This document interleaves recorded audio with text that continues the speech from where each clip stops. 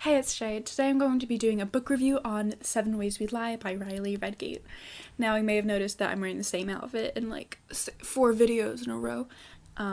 That's because I filmed these all on the same day because a lot has been happening this semester, so excuse the lack of wardrobe changes.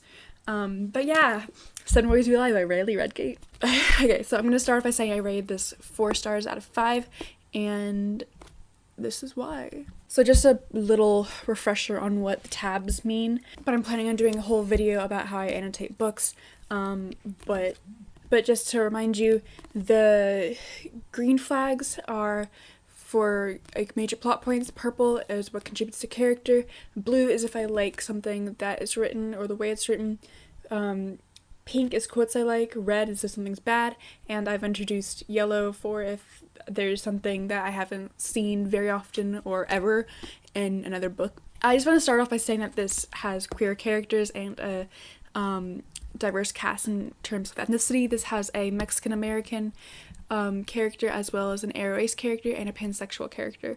None of the other nationalities are explicitly stated, but I kind of got African American vibes from one of the characters. I can't think of who right now.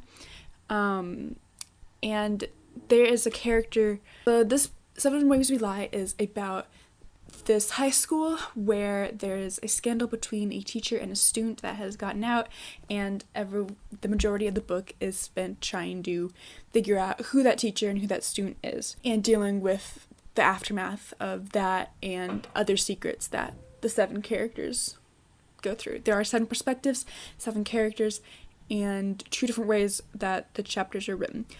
6 of them are written in prose, but there's one character, Juniper, whose chapters are written in poetry form. They don't necessarily rhyme, but like the line breaks and stuff, poetry form. So that's what one of the yellow flags is, because I haven't really seen that ever before. The other 2 yellow flags have to do with 2 of the sexualities and one of the characters' hobbies, I guess. One of the characters, Olivia, she likes to basically sleep around with guys, and I've never seen that before. Like, I've never seen a female character that has already lost her virginity and that doesn't have like losing her virginity as a major aspect of her character development or whatever, and I've never seen a female character that sleeps around and like does like the way Riley Redgate wrote it is very empowering. The other 2 yellow flags are for one where this is the first time I've ever seen a pansexual character and his sexuality was explicitly stated. Like, they actually used the word pansexual more than once, and they had like a little description of what it was, but another character kept interrupting, but still it was there. And then there's another character who is ARO Ace. He's not explicitly stated, but he does say like, I don't like people like that. And like there's a scene where he like kisses his fingers and he's like, yeah, I don't really see why anyone would like to kiss anyone else on the mouth. There's only 1 red flag here, and I have mixed feelings about my including that because it's when a character named Valentine was first introduced. He's the ARO Ace character, and I thought for his whole chapter and then until the next time he had a chapter where he was narrating it, that Valentine was a girl, and like it's not like gender means anything, but that was still confusing because there weren't any pronouns pertaining to Valentine that were used in that chapter, and so that's why I decided to put a red flag there, because there's no indication of what pronouns they used. But that and I gave this 4 stars because of that one aspect, and because like the writing just, there's nothing really special about it, and so what's 4 stars? Like, it was still a good book and it was still empowering, and so that's why it's still above average novel for me. And as for the blue flags, which again, blue indicates that I liked how a passage was written, one of them was for Juniper's chapters where it was the poetry form, because that was creative, and I haven't, like, I've heard of writers when do that, like Shaylin at Shaylin Writes, how she has a book where it's kind of like that, but I've never actually read a book like that.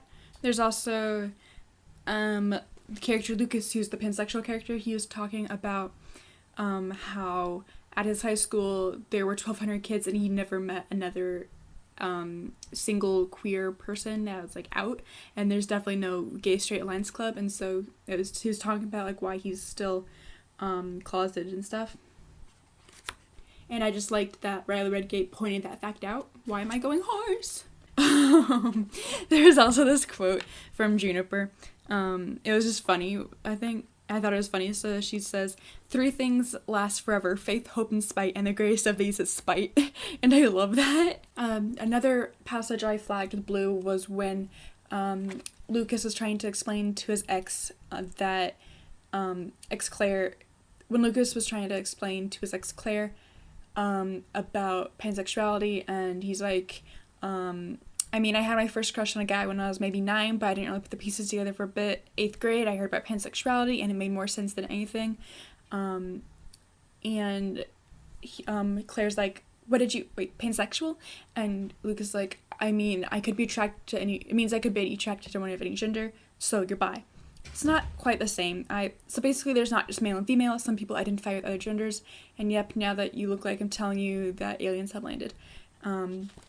And there's this whole thing where he kind of starts to rant about like biological sex being from gender, and it gets derailed because Claire is self-centered, and I don't really like her. Like, I feel bad for her, but I don't like her. Then there's a part where Lucas's swim team mates are making fun of him, and Valentine stands up for him, and he's like, man, someday you're gonna have a friend you don't know is gay, you're gonna say some shit like that around him, and he's never going to trust you again. I thought that was an excellent argument. I freaking loved that argument. And then he's like, so what better than being someone's boyfriend than being some dumbass homophobe? I love that. I love that. I love that. And then there's another part toward the end where Olivia is fighting with her sister, either her sister or one of her friends, about her sleeping around and being called a slut, and how that doesn't automatically give guys the right to like go to her for business. And she says, so by sleeping with more than one guy, I forfeit my right to hook up with who I want? Or he's saying that by having sex with multiple people, I become like emotionally incapable of falling for one person. Either way, are you insane? And then whoever she's talking to says, hey, all I'm saying is you can't act like a slut and expect people not to treat you like a slut. It's just false advertising. And it eventually gets resolved, and like the character eventually starts to understand Olivia more. But this was like a really good passage, and again, it's so empowering for females, for queer people, and it's just great. And the last passage I have highlighted is not on this page. It's kind of talking about it. I think it's Olivia talking to another character named Matt, who they're talking about the difference between the double standards between guys sleeping around and girls sleeping around. And Olivia says, I mean, I wouldn't care if it were just him, but everyone thinks that. Richard Brown's a huge man whore, but girls never say, he'll probably sleep with me if I give him the time of day, and if he doesn't, well, false advertising. Why doesn't it work like that? Why is it just for me? Or why is it just me? And Riley Redgate points out society's issues with both homophobes and slut-shamers, and it's so great.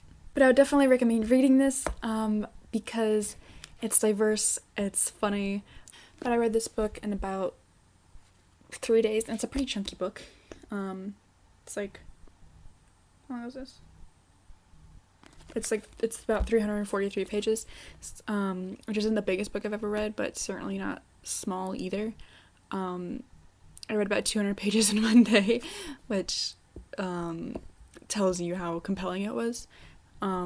But I would definitely check it out. So if you like this video, give it a thumbs up, and don't forget to hit subscribe and ring the little bell so you get notified whenever I upload. To the right are the links to my previous video and the playlist for other book reviews I've done.